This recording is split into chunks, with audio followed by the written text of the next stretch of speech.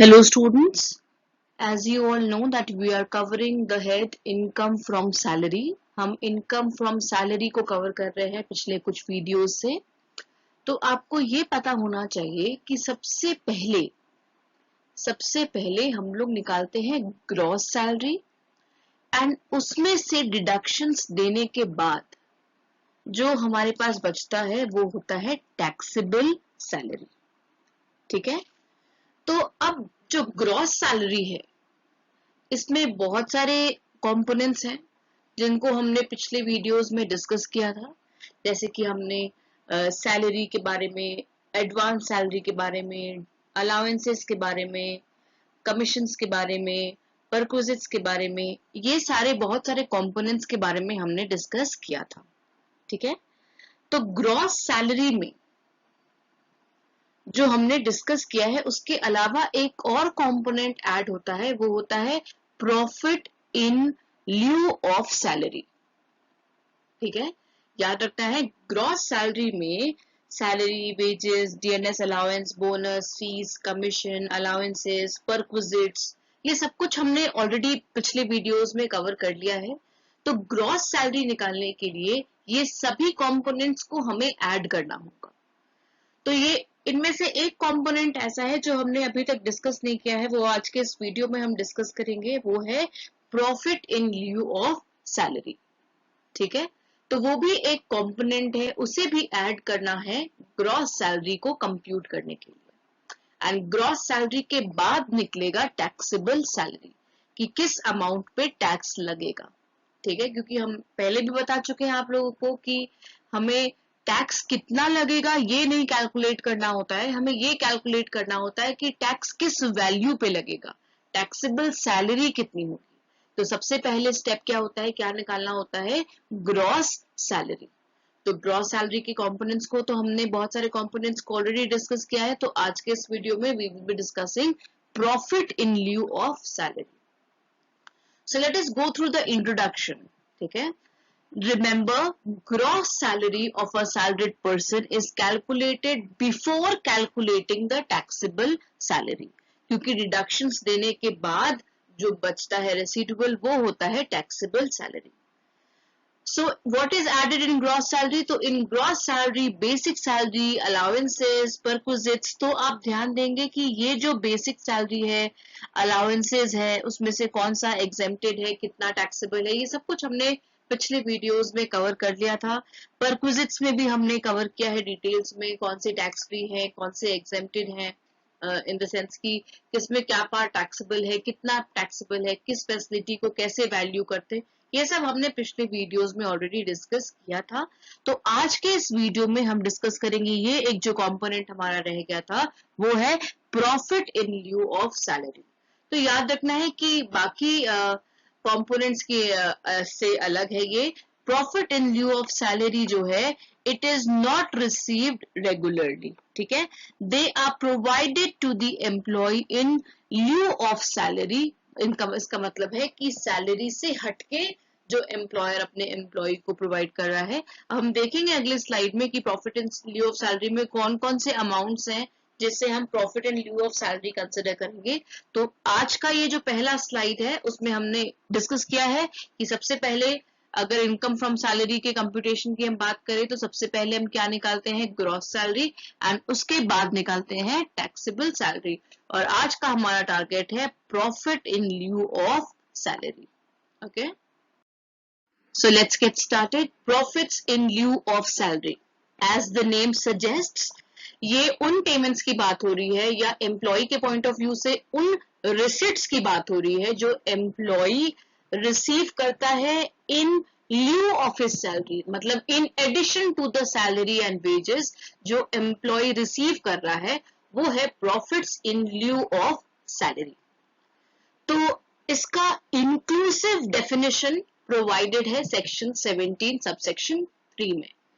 Inclusive definition का मतलब क्या हुआ कि भाई ये जो सेक्शन है ये बताता है कि profits in lieu of salary जो है वो किन अमाउंट्स को इंक्लूड करेगा, कौन कौन से ऐसे रिसिट्स हैं जो profits in lieu of salary में शामिल होंगे।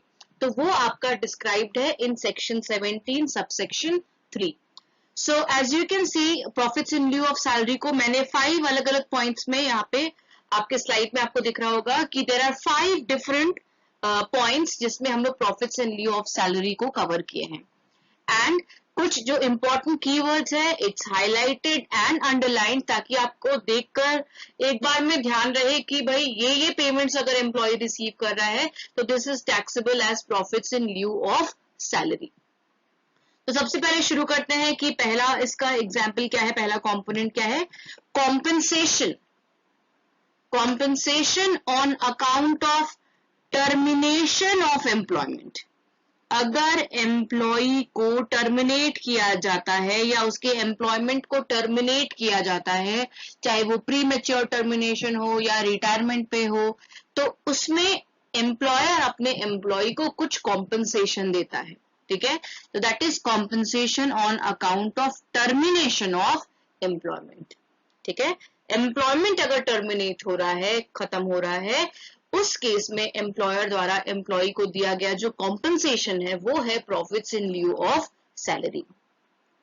दूसरा है compensation on account of modification. Modification का मतलब होता है चेंज, तो change of the terms and conditions of employment. तो आपको याद रखना है या तो एम्प्लॉयमेंट टर्मिनेट हो या एम्प्लॉयमेंट के टर्म्स एंड कंडीशंस में चेंज आए, तो उन दोनों केस में अगर एम्प्लॉयर अपने एम्प्लॉय को जो कॉम्पेंसेशन देता है वो profit in lieu of salary माना जाएगा। जैसे अगर पे स्केल चेंज हो गया तो वो terms and conditions of employment का चेंज माना जाएगा।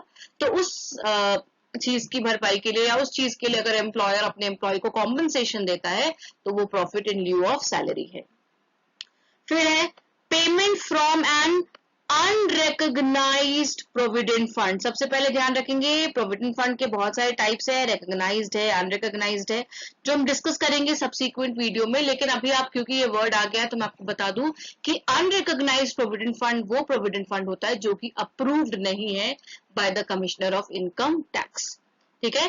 तो अगर अनरिकॉग्नाइज्ड प्रोविडेंट फंड के थ्रू अगर पेमेंट मिल रहा है तो उसे हम profit in lieu of salary मानेंगे। लेकिन इसमें ध्यान देने वाली बात यह है कि जो प्रोविडेंट फंड होता है उसमें एम्प्लॉयर और एम्प्लॉय दोनों ही कंट्रीब्यूट करते हैं, तो यहां हम उसे ही इंक्लूड करेंगे to the extent, only to the extent of employer's contribution. तो याद रखना है, एक तो पहला कीवर्ड है कि अनरिकॉग्नाइज्ड है प्रोविडेंट फंड और उसमें आप किसके कंट्रीब्यूशन को इंक्लूड कर रहे हैं, एम्प्लॉयर्स कंट्रीब्यूशन एंड उस पे मिलने वाला इंटरेस्ट देयर ऑन। अब जैसे कि हमें पता है कि एम्प्लॉय भी तो कंट्रीब्यूट करता है तो उस पे भी इंटरेस्ट होता है, तो ऐसा नहीं कि वो जो इंटरेस्ट है वो टैक्सेबल नहीं है। एम्प्लॉय जो कंट्रीब्यूट कर रहा है उस पे जो इंटरेस्ट है वो टैक्सेबल है, लेकिन वो एज सैलरी टैक्सेबल नहीं है, वो इनकम फ्रॉम अदर सोर्स के तहत टैक्सेबल होगा, क्योंकि वो ऐसा कंट्रीब्यूशन है जो एम्प्लॉय खुद कर रहा है और उस पे अगर इंटरेस्ट मिल रहा है तो वो एम्प्लॉय के लिए इनकम फ्रॉम अदर सोर्स के अंदर टैक्सेबल है, नॉट एज सैलरी इनकम। और आपको ये याद रखना है कि जो अनरिकॉग्नाइज्ड प्रोविडेंट फंड है, ठीक है, इसमें एवरी ईयर जो है वो अमाउंट जो है वो टैक्सेबल नहीं है। इसका जो अक्यूमुलेटेड अमाउंट होगा जो एम्प्लॉयर कंट्रीब्यूट कर रहा है और जो इंटरेस्ट उसको मिल रहा है एम्प्लॉयर के कंट्रीब्यूशन पे, जो अक्यूमुलेटेड अमाउंट होगा वो टैक्सेबल होगा as profit in lieu of salary. तो यहाँ ध्यान देने वाला बात है कि ये हर ईयर के इनकम में इंक्लूड नहीं होगा, वो अक्यूमुलेटेड बैलेंस जो है वो एक ही बार इंक्लूड होगा, ठीक है। तो अब बात करते हैं अगले पॉइंट के बारे में, payment under keyman insurance policy. Keyman मतलब किसी ऑर्गेनाइजेशन का जो सबसे मुख्य व्यक्ति है या बहुत इंपॉर्टेंट कोई व्यक्ति विशेष है, तो उस इंसान को हम कीमैन बोलते हैं। फॉर एग्जाम्पल आप एप्पल के केस में स्टीव जॉब्स को अगर हम लोग लेते हैं, तो ये जो कीमैन इंश्योरेंस पॉलिसी है उसके अंडर अगर पेमेंट मिल रहा है तो वो भी profit in lieu of salary माना जाएगा। एंड नेक्स्ट है any amount that is due और रिसीव्ड, या तो बिफोर ज्वाइनिंग मतलब एडवांस में, या after cessation, cessation is and of the employment. तो हमने यहाँ देखा कि profit in lieu of salary जो है वो डिस्क्राइब्ड है अंडर सेक्शन 17 सबसेक्शन 3। ये जो सेक्शन है ये इसके इंक्लूसिव डेफिनेशन को बताता है कि इसमें हम लोग कौन कौन से अमाउंट्स को इंक्लूड करेंगे। सबसे पहले है कॉम्पेंसेशन जो है on account of termination of employment, या एम्प्लॉयमेंट के टर्म्स एंड कंडीशंस में कोई चेंज, या payment from an unrecognised provident fund, ठीक है, या payment under keyman insurance policy KIP, या कोई ऐसा अमाउंट ड्यू या रिसीव करता है employee before joining that employer या आफ्टर सेसेशन ऑफ एम्प्लॉयमेंट, मतलब after the end of the employment, ठीक है। तो ये है profit in lieu of salary का कॉन्सेप्ट। सो स्टूडेंट्स, पिछले स्लाइड में हमने देखा था कि profit in lieu of salary में हम किन पेमेंट्स को इंक्लूड करेंगे, एम्प्लॉय को मिलने वाले कौन कौन से अमाउंट हैं जिसे हम profit in lieu of salary मानेंगे। जो इंक्लूसिव डेफिनेशन था वो था सेक्शन 17 सबसेक्शन 3 में। अब कुछ ऐसे एक्सेप्शंस हैं जिसे हम profit in lieu of salary में इंक्लूड नहीं करेंगे, ठीक है। तो वो क्या है, तो जो पेमेंट्स सेक्शन 10 के कुछ स्पेसिफिक क्लॉजेस के अंतर्गत किए गए हैं वो है एक्सेप्शंस, ठीक है। तो याद रखना यहाँ पे सेक्शन 10 इंपॉर्टेंट है और उसके अंदर जो क्लॉजेस हैं, ठीक है, जैसे कि क्लॉज 10, 10A, 10B, इसका डिटेल्स नीचे एक्सप्लेनेशन में दिया हुआ है। तो इसके अंतर्गत किया गया जो पेमेंट है वो नहीं इंक्लूडेड होगा एज या in profit of in lieu of salary, ठीक है। तो इसमें क्या क्या शामिल है कि क्या क्या हम इंक्लूड नहीं करेंगे। तो सबसे पहले है डेथ कम रिटायरमेंट ग्रेचुइटी, डेथ या रिटायरमेंट में मिलने वाला ग्रेचुइटी। तो आप यहाँ पे ध्यान दें कि आपको यहाँ पे सिर्फ लिस्ट याद रखना है, क्योंकि ग्रेचुइटी, पेंशन, रिट्रेंचमेंट, ये सब कुछ हम लोग को आगे सब्सिक्वेंट वीडियोस में डिटेल्स में सीखना है, क्योंकि ये पेमेंट्स जो है ये स्पेशल पेमेंट्स मिलता है जब एम्प्लॉय का जो है एम्प्लॉयमेंट टर्मिनेट होता है आइदर ड्यू टू रेजिग्नेशन और रिटायरमेंट या वॉलंटरी रिटायरमेंट, ऐसे केसेस में, ठीक है।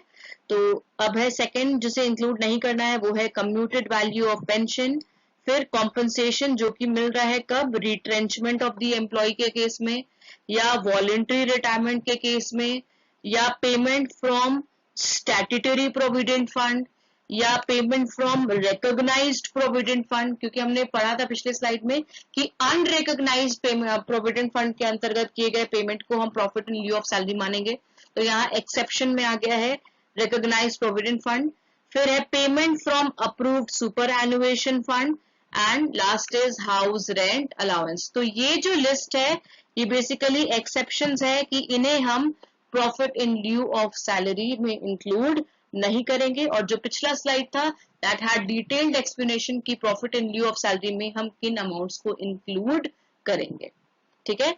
और जहां तक ये डिफिकल्ट टर्म्स अगर आपको लग रहे हैं ग्रेचुइटी, पेंशन या वॉलंटरी रिटायरमेंट, तो आप इस पर्टिकुलर वीडियो में आप सिर्फ लिस्ट बना लें अपनी कॉपीज में और लिस्ट को रिवाइज कर लें, इसके डिटेल्ड एक्सप्लेनेशन में कि अमाउंट क्या होता है, ये अमाउंट पे कितना एग्जेम्पशन मिलता है, ये सब कुछ हम लोग सब्सिक्वेंट वीडियोस में सीखेंगे जब हम रिटायरमेंट बेनिफिट्स की बात करेंगे, ठीक है।